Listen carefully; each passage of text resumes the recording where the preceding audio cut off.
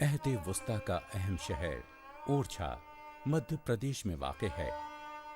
ये शहर अपनी शानदार तारीखी विरासत की जिंदा झलकियां अपनी गोद में लिए हुए है। इस शहर में मौजूद किले, महल, छतरियां और मंदिर सब के सब यहाँ के बहादुर राजाओं और उनकी देरीना शान शौकत की कहानी बयान करते हैं। ओरछा में पत्थरों से तराशे हुए बहुत से फने तामीर के अजूबे खूबसूरत, पुरकशिश, बावकार और सेकुलर अक़दार से इबारत हैं।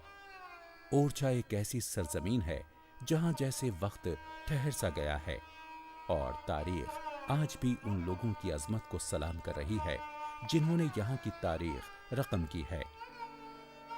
बेतवा नदी के किनारे पर बसा ओरछा उन लोगों के लिए ख्वाब की ताबीर है जो इस शहर की तारीखी विरासत को देखना और समझना चाहते हैं।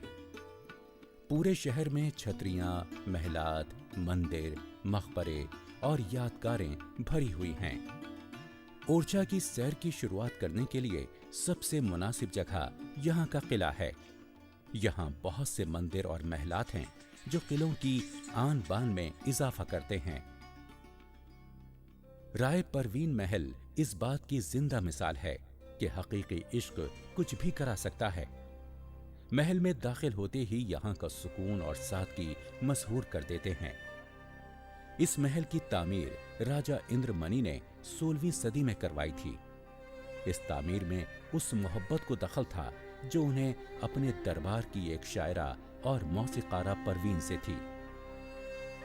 कहा जाता है कि परवीन इंतहाई हसीन थी। उसके हुस्न के चर्चे इस कदर फैले कि शहंशाह अकबर तक पहुंच गए। अकबर ने राय परवीन को अपने दरबार में देहली तलब करने के लिए बाकायदा एक फौज रवाना की। राय परवीन ने विदाई के वक्त राजा इंद्रमणि से वादा किया कि वो जल्द ही पाक दामन और इज्जत के साथ वापस आएगी। राय परवीन ने अकबर को यकीन दिलाया और मना लिया कि वो इंद्रमणि से बेहद मोहब्बत करती है, तो उसे वापस ओरछा भेज दिया गया। उसकी वापसी के मौके पर राजा ने अपनी मोहब्बत के इजहार के लिए राय परवीन महल तामीर करवाया था। हालांकि महल का फने तामीर इंतहाई सादा है, फिर भी इसकी दीदा ज़ेबी देखते ही बनती है। महल का चमन बेहद खूबसूरत है। महल की दीवारें अगरचे खस्ता हाल हो गई हैं, मगर इनमें बने ताक डिजाइन के एतबार से निगाहों को खीरा कर देने वाले हैं। यहाँ बुंदेल पेंटिंग्स अब भी बाकी हैं। दीवारों पर बनी इन पेंटिंग्स में इस महल की हसीन और जमील मलिका राय परवीन की तस्वीरें बनाई गई हैं। महल के बालाई हिस्से से शश जहती फूलों की क्यारियों का नजारा खूबसूरत लगता है, लेकिन ये फूल उतने खूबसूरत नहीं जितनी राय परवीन थी। राय परवीन महल में राय परवीन के आराम का ख्याल करते हुए छोटे छोटे हुजरे बनाए गए हैं। ये हौसनुमा हुजरे गर्मियों में ठंडे पानी से भरे जाते थे और महल को ठंडा रखते थे। यकीनन इस महल की सैर सहर अंगेज है। राय परवीन की यादों को जहन में बसाए अब हम ओरछा के किले के मरकजी महल की तरफ चलते हैं। यह महल 17वीं सदी में राजा बीर सिंह देव ने तामीर कराया था। महल की तामीर मुगल बादशाह जहांगीर की आमद पर इस्तकबालिया के तौर पर हुई थी, इसलिए इसका नाम जहांगीर महल है। यह महल इस एतबार से मुनफरिद है कि इसकी तामीर में हिंदू और मुगल तर्ज तामीर का संगम दिखाई देता है। इसकी छतरियां और संतराशी इस तहजीबी संगम का बेहतरीन नमूना है। महल के सहन में दाखिल होते ही इसके रंगीन गुंबद, मंदिरों के आसमान छूते मीनार और अजीमुशान छतरियां हमें दम बखुद कर देते हैं।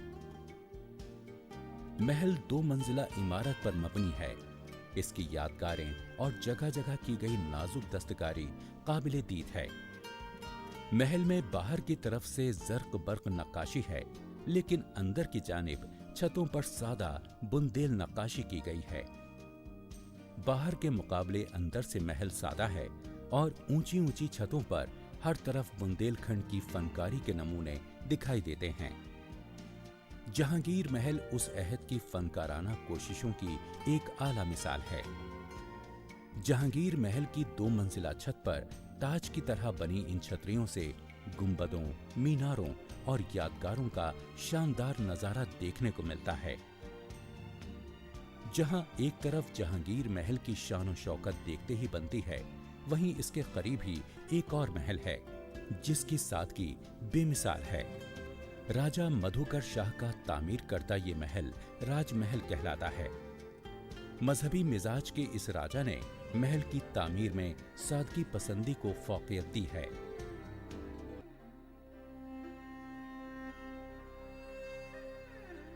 जहांगीर महल के सामने कुछ दूर पत्थरों से बने रास्ते पर जाएं तो हम एक पत्थर की इमारत तक जा पहुंचते हैं। ये इमारत ऊंट घर के नाम से मशहूर है।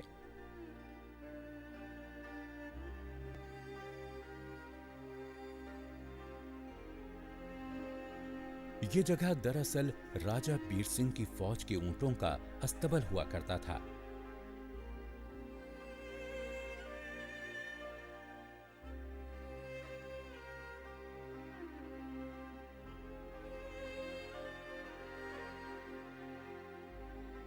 इस शाही अस्तबल में ऊंची ऊंची दीवारों के मुख्तलिफ साइज के हुजरे बनाए गए थे।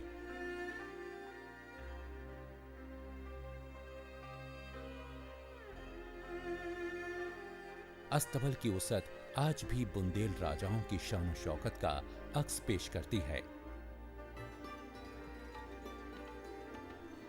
जहांगीर महल के सामने एक और खूबसूरत तारीखी इमारत जो सयाहों की तवज्जे अपनी तरफ खींचती है, राजमहल है। ये एक मुरब्बा शक्ल इमारत है और किले की दीगर इमारतों की बनिस्बत ये राजमहल अपनी एक सादगी भरी शान रखता है। राजा मधुकर शाह राजा बीर सिंह की नस्ल से ताल्लुक रखते थे। जहांगीर महल के सामने वाक़े राजमहल इन्होंने तामीर करवाया था। मजहबी सोच वाले राजा मधुकर शाह के जरिए तामीर ये सादा महल सयाहों के लिए इंतहाई पुरकशिश मकाम है। हर चंद के यहाँ तामीरी एतबार से बहुत सी खुसूसियात ना हों, लेकिन इसकी दीवारों और छतों पर की गई मुसव्वरी इस बात की गवाह है कि राजा आर्ट के तईं कितना आला ज़ौक़ रखता था।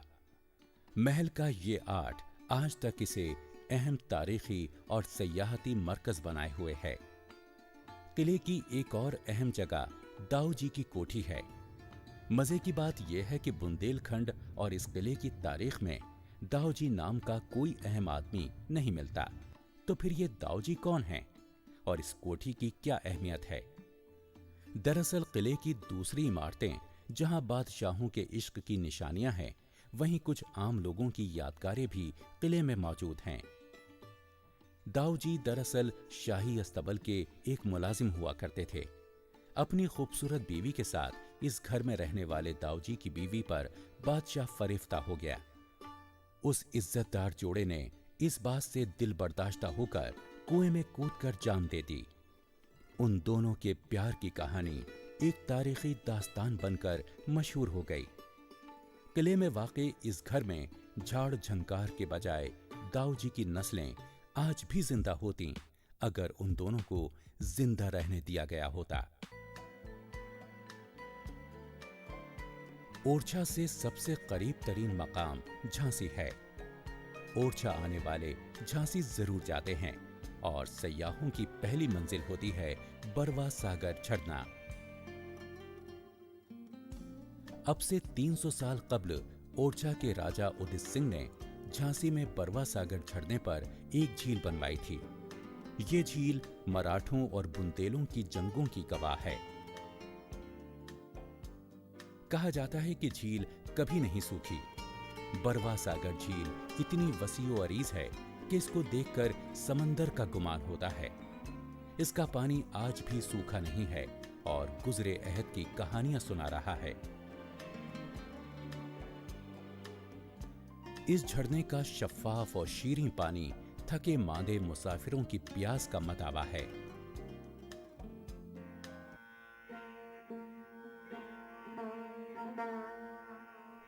झरने के पास ही एक आलीशान किला है।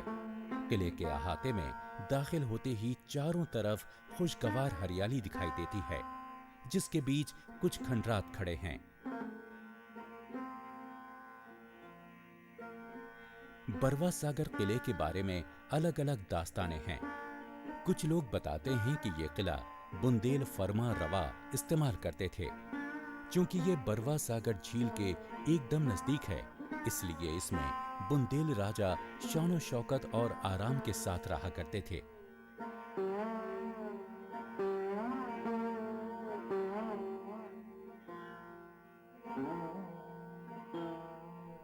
मगर कुछ लोगों का ख्याल है कि बरवा नाम का एक डाकू हुआ करता था, जिसने मकामी लोगों को मार मार कर झील में फेंक दिया था। इसी मुनासबत से झील का नाम बरवा सागर पड़ा और किला भी इसी नाम से मशहूर हो गया।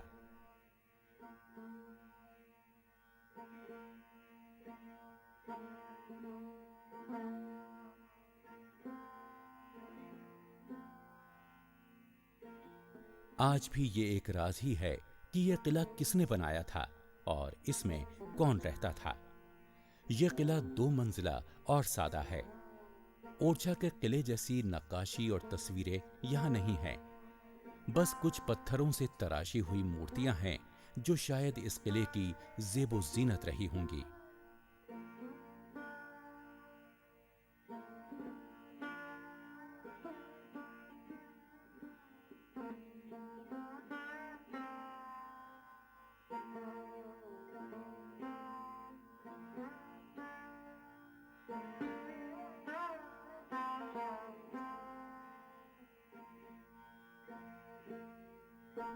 किले में एक ज़ियारत गाह भी है जो किले के मुकाबले नई नई बनी लगती है, लेकिन उस अहद से ताल्लुक रखने वाला मंदिर अभी यहाँ मौजूद है। ये मंदिर शिकस्ता हालत में है, मगर उस अहद की शानो शौकत का मजहर है। इस किले की कहानियां सुन चुके हों तो आइए दूसरी जगह चलते हैं जो बरवा किले में तामीरी विरासत के नुकसान की तलाफी कर सके।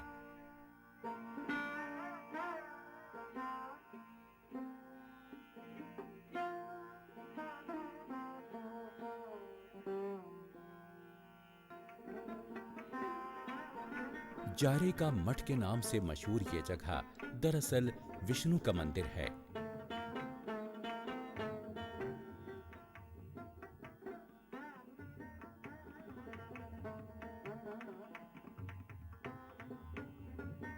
इस मंदिर में कुछ शानदार फनकारी के नमूने मिलते हैं।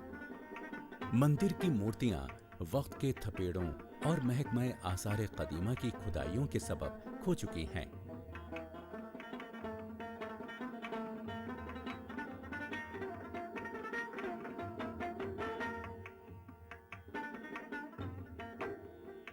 फिर भी इसमें अकीदतमंद बड़ी तादाद में पूजा करने आते हैं। इस मंदिर के अंदरूनी हिस्से में नस्ब मूर्तियां संग तराशी का उम्दा नमूना हैं।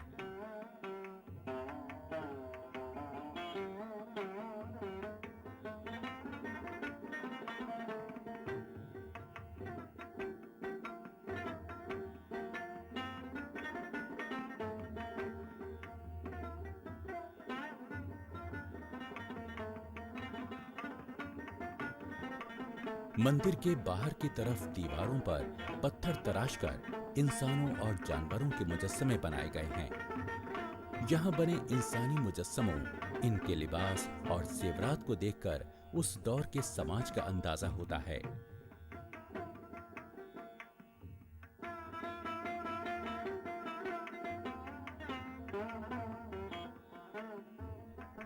यहाँ मंदिर पर होने वाली तज़ीनकारी खजुराहो के मंदिरों पर होने वाली तज़ीनकारी की याद दिलाती है।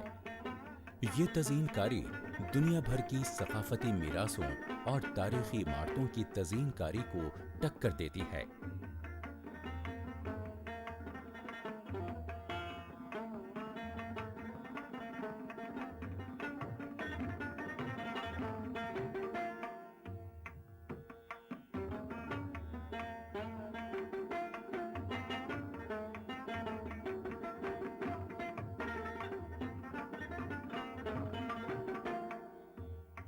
मंदिर में पत्थरों की खूबसूरत पॉलिश अपनी तरफ सबकी तवज्जो खींच लेती है।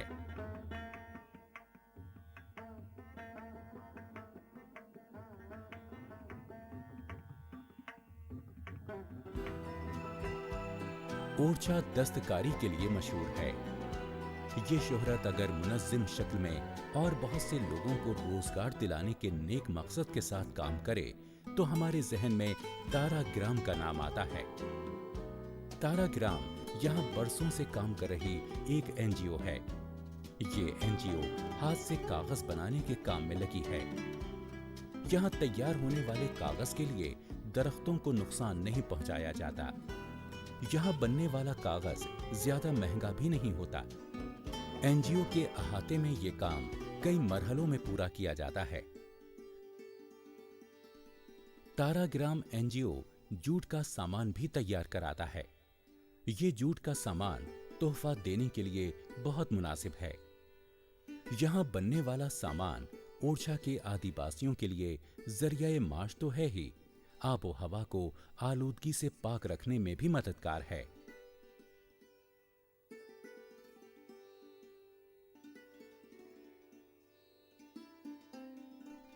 जब ओरछा में गुरूबे आफताब होता है और पानी सुनहरी रंगत इख्तियार कर लेता है तो देखने वालों को ओरछा का एक सुनहरा रूप दिखाई देता है।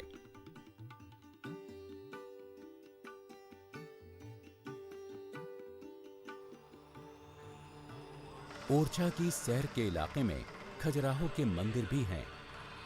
ये शहर अपने शाही मंदिरों की वजह से मशहूर है। चंदेला सल्तनत के बादशाहों ने 10वीं और 11वीं सदी के दरमियान ये मंदिर तामीर करवाए थे। सन 950 से 1150 के दरमियान 200 साल में इन मंदिरों की तामीर हुई। इस दौरान चंदेला सल्तनत की राजधानी महोबा मुंतकिल हो गई, लेकिन खजुराहो बहरहाल तरक्की करता रहा।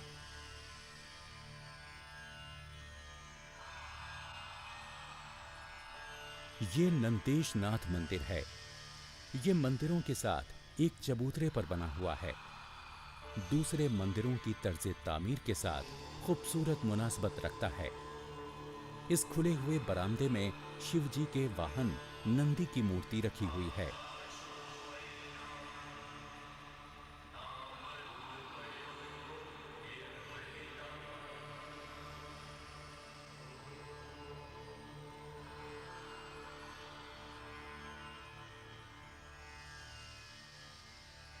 इस अहाते का सबसे बड़ा मंदिर विश्वनाथ मंदिर है।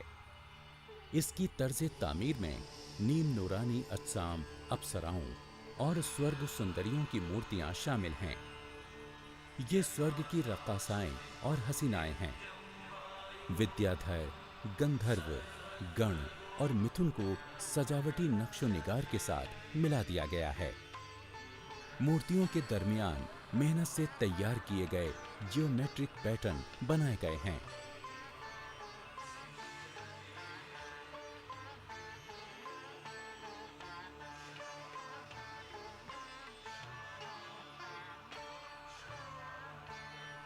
शिव देवता के नाम पर बना मंदिर खजुराहो का सबसे बड़ा मंदिर है। इसकी तामीर चंदेला राजा गंगदेव ने करवाई थी। दरवाजे से दाखिल हों तो अंदरूनी इबादतगाह मरकजी महादेव मंदिर तक रसाई होती है। ये आलीशान और खजुराहो का सबसे बड़ा मंदिर भी उसी चबूतरे पर बनाया गया है जिस पर दूसरे 2 मंदिर हैं।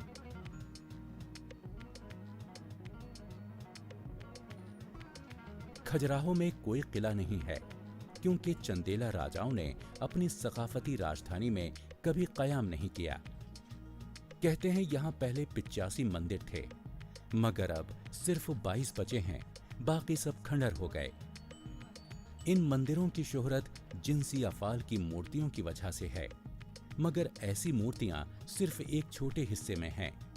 बाकी मूर्तियां हिंदुस्तान के देहाती इलाकों में रहने वालों की जिंदगी की तस्वीर कशी करती हैं।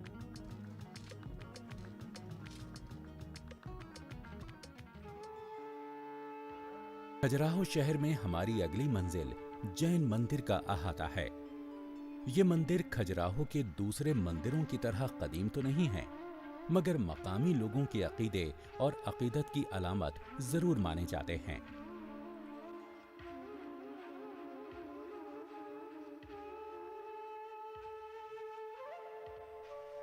मरकजी दरवाजे से अंदर दाखिल होते ही बाईं जानिब बना छोटा सा कमरा अपनी तरफ मुतवज्जे करता है। ये जैन फिरके के दानिश्वरों का मंदिर है।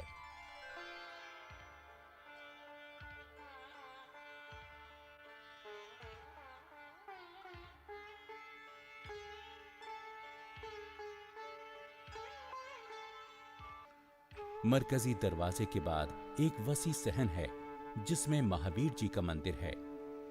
यहाँ महावीर जी की बहुत बड़ी मूर्ति आसपास के शहरों से आने वाले अकीदतमंदों पर करम की बारिश करती रहती है।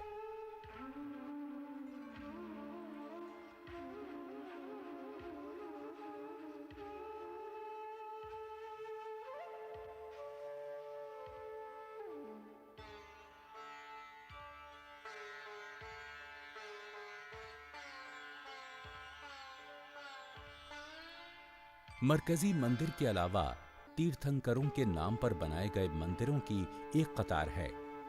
इन मंदिरों की तामीर चंदेला तर्ज तामीर की आईनादार है।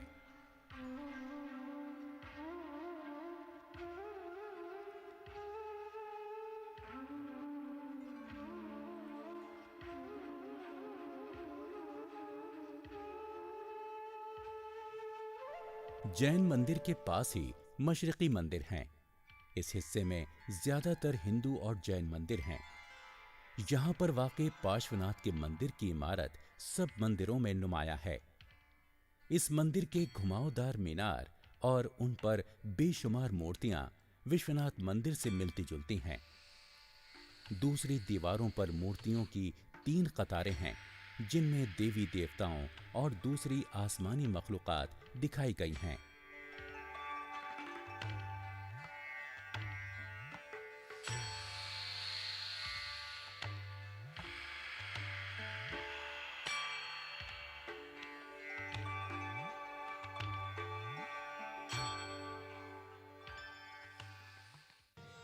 मंदिरों के अलावा सयाह मशहूर खजुराहो डांस फेस्टिवल का मजा भी ले सकते हैं, जो हर साल मुनक्किद किया जाता है। इस फेस्टिवल में सारी दुनिया से सयाह आकर शरीक होते हैं। खजुराहो के मंदिर इतने मशहूर और मारूफ हैं कि इनका शुमार यूनेस्को की आलमी विरासत की फहरिस्त में किया जाता है। यही नहीं, इन मंदिरों को हिंदुस्तान के 7 अजूबों में से एक माना जाता है। सयाहों के लिए सबसे बड़ी कशिश इस अनोखे शहर में फैले लातादाद मंदिर हैं। इनकी दीवारें बेमिसाल मूर्तियों से सजी हुई हैं। ये मंदिर चंदेला राजाओं की जानिब से दुनिया के लिए एक हसीन फनकाराना तोहफा हैं।